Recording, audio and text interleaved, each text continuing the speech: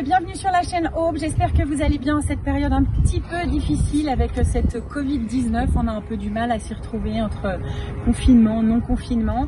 Alors vous le savez, nous en sommes vraiment désolés. Nous avons dû annuler tous les stages et les suivis Aube. On vous donnera des nouvelles au fur et à mesure via la chaîne Aube justement. Mais il nous a semblé plus raisonnable à toute l'équipe, Nicolas et moi-même, d'annuler ces stages pour ne pas vous faire prendre de risques.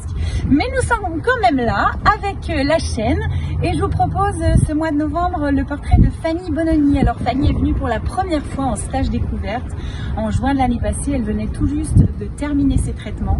Elle est toute jeune. Depuis, elle a fait un sacré chemin puisqu'elle a rejoint l'association en tant que vice-trésorière. Elle nous donne de gros coups de main.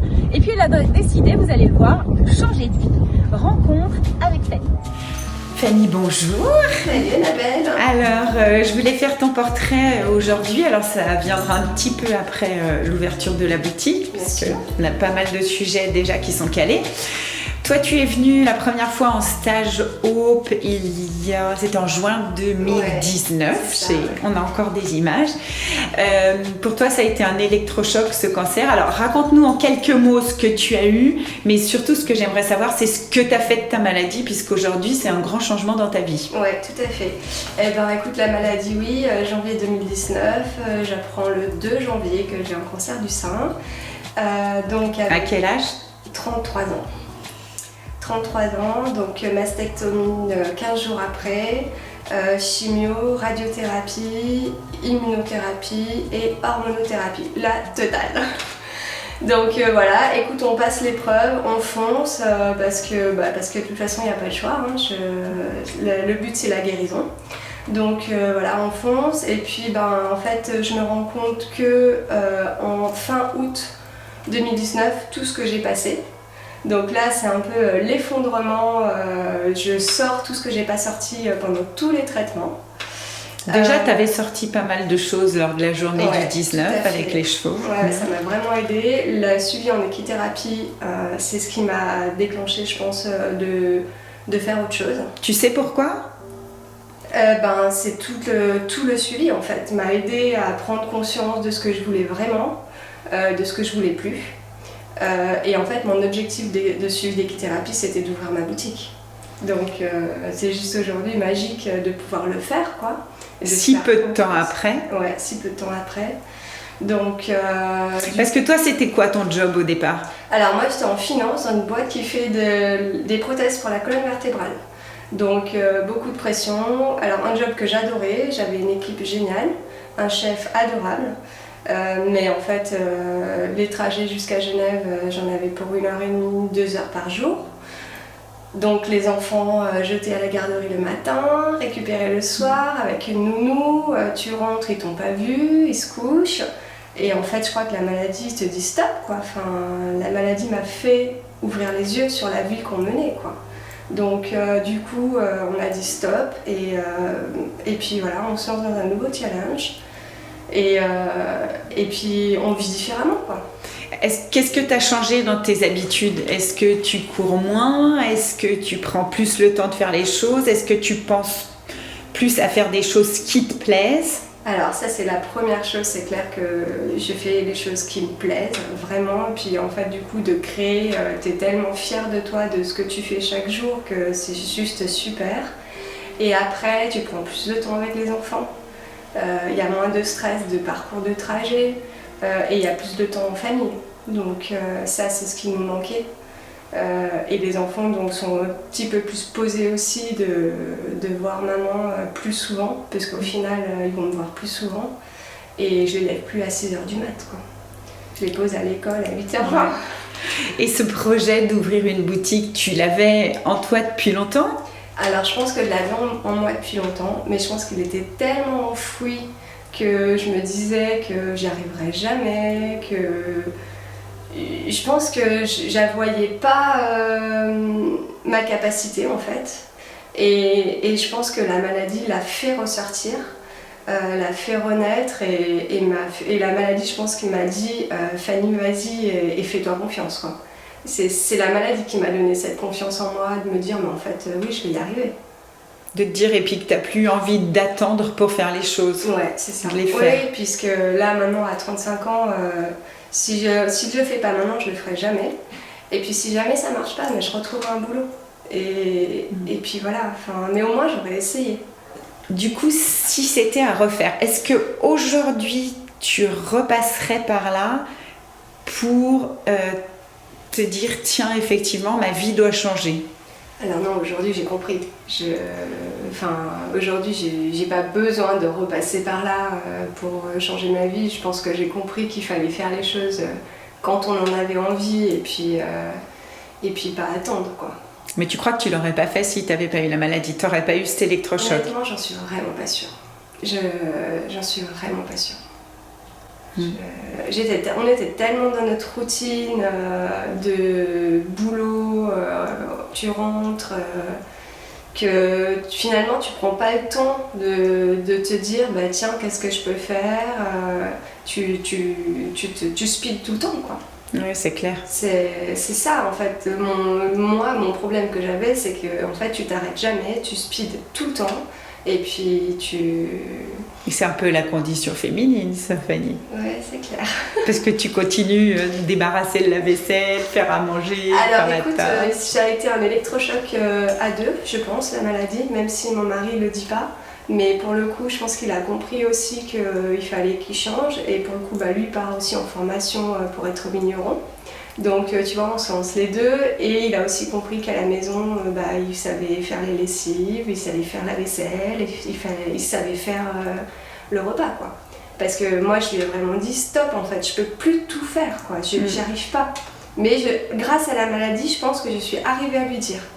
Parce qu'avant, j'arrivais pas. Je me souviens quand tu es arrivée au stage et tu disais que tu n'arrivais pas à dire les choses, que tu n'avais pas parlé, tu n'avais pas verbalisé. Tout à fait, ouais. D'ailleurs, j'aimerais que tu fasses passer un message aux femmes aussi, parce que je sais qu'il y a un stage qu'on a fait ensemble qui t'a énormément marqué aussi, c'était la danse-thérapie. Ah ouais.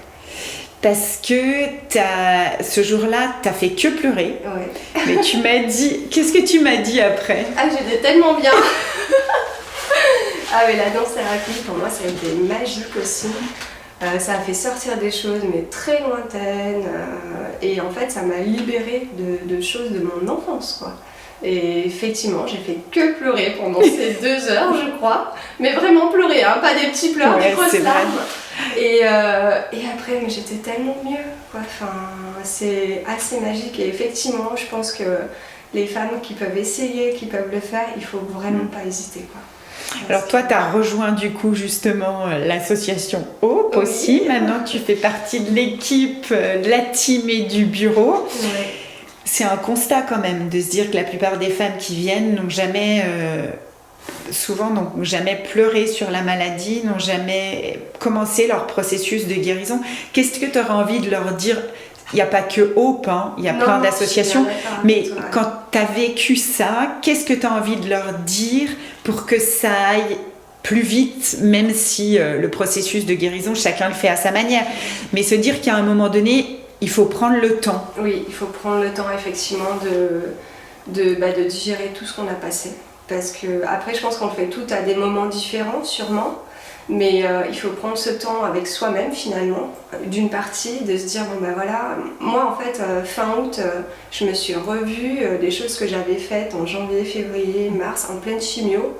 Et je me suis dit mais comment t'as fait ça, quoi, en fait. Je me suis dit mais pourquoi t'es pas restée allongée, Et finalement, je pense que c'est quand même ça qui m'a donné la force. Et je pense que c'est, comme tu dis, super important de stop, de se poser, prendre rendez-vous avec soi-même, aller voir qui peut nous aider, que ce soit des psychologues, des thérapeutes, des associations, d'autres femmes qui ont traversé pour pouvoir échanger, pour pouvoir parler. Il y a des bouquins aussi, parce que finalement, je crois qu'on a besoin d'échanger avec d'autres femmes qui ont eu la même chose que nous. Et ce que je trouve magique quand on vient chez Hope, c'est qu'à chaque fin de journée, toutes les femmes ont une banane mais extraordinaire, tout le monde est super content. Et en fait, c'est pas d'aller voir d'autres femmes qui ont traversé ou qui sont encore malades, que ça ne nous plombe pas du tout le moral, au contraire, quoi. Parce que je pense que quelquefois, au fond de nous, on doit penser Ah ouais, non, je vais aller voir dans une association, il va y avoir que des femmes malades, ça va être morose, etc. Alors en fait, pas du tout. Enfin, on parle pas de la maladie en tant que telle, mais du coup, c'est tellement des beaux échanges et des belles rencontres que c'est ça qui fait la magie de ces journées, quoi. Et il faut le faire une fois pour comprendre, parce que je pense qu'on peut pas expliquer ce qu'on ressent, quoi. Ouais, et pas se dire non, effectivement, je vais me retrouver, on va faire que pleurer. Non, au final, on fait pas que du tout rire. ça. Et on fait que rire. Et s'il y a des pleurs, c'est des bons pleurs qui font sortir ce qu'on n'a pas sorti pendant la maladie.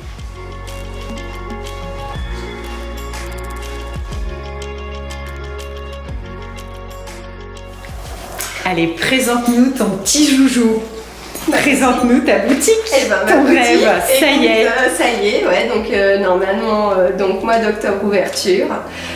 Donc les créatrices que j'ai, bon pour l'instant que des femmes, mais voilà, c'est pas Encore une fermé. histoire de femme. Encore une histoire de femme, mais je suis pas fermée.